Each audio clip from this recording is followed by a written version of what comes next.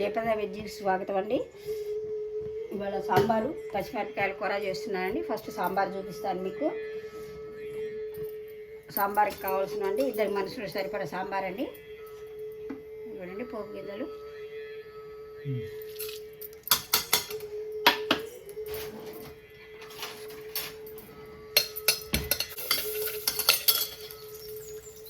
తర్వాత ఉల్లిపాయలండి,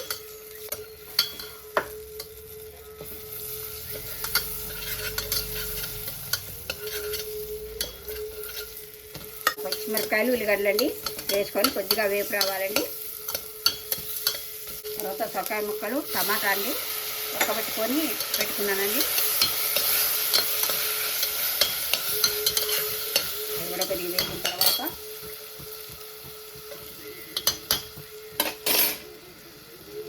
పప్పు అండి సాంబార్లోకి,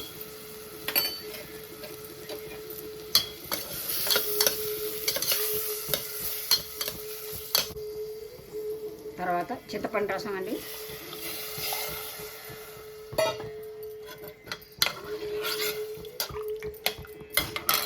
తర్వాత 2 చెంచాలు సాంబార్ పొడి అండి,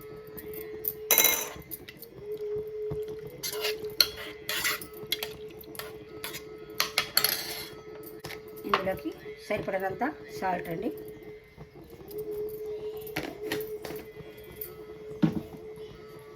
కొద్దిగా కారం కావాలంటే వేసుకోవచ్చండి, చాలనుకుంటే పచ్చిమిరపకాయలతో సరిపోతుందండి.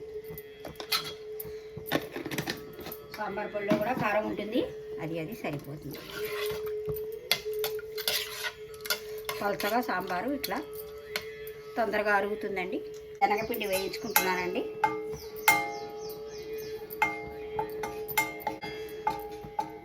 వేగిన వాసన వస్తుందండి. శనగపిండి మంచిగా వేగిన వాసన వచ్చిన తర్వాత కొద్దిగా ఉప్పు,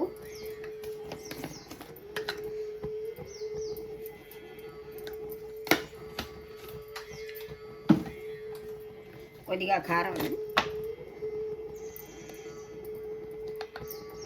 4 పచ్చిమిరపకాయలకి సరిపడా కారం, అవి కారం ఉండవండి. కొద్దిగా పసుపు,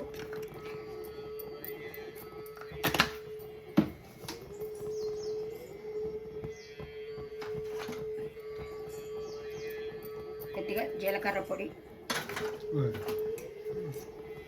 కొద్దిగా మెంతి పొడి అండి. జీలకర్ర వేస్తే అది పంటి కింద పడితే బాగుండదని పొళ్ళు కొట్టించుకుంటానండి నేను. ఇదండి ఇట్లా వేగాలి. ఇది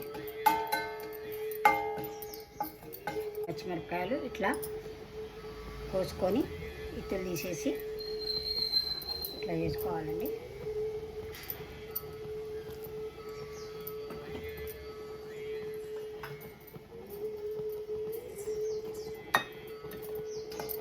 దీన్ని ఒక గిన్నెలోకి తీసేసుకొని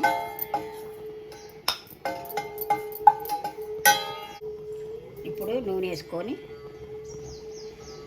4 పచ్చిమిరపకాయలు సరిపడా నూనె వేసేసుకొని ఈ పచ్చిమిరపకాయలు ఇది ఊడ్చుకోవాలండి.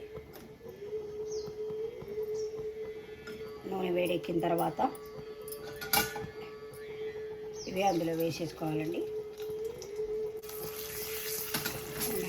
కట్టేట్టు కుదించుకోవాలండి.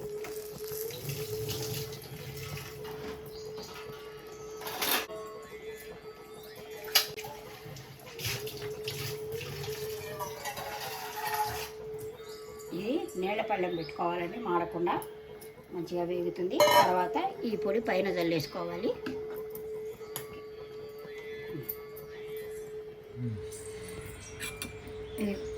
ఇదిగోండి సాంబార్ అండి ఈ విధంగా తయారైంది. 2 మనుషుల సరిపడా, ఇంకా మిగులుతుంది కూడా. పచ్చిమిరపకాయల కూర అండి, 4 పచ్చిమిరపకాయలు వేపుడు శనగపిండితోటి.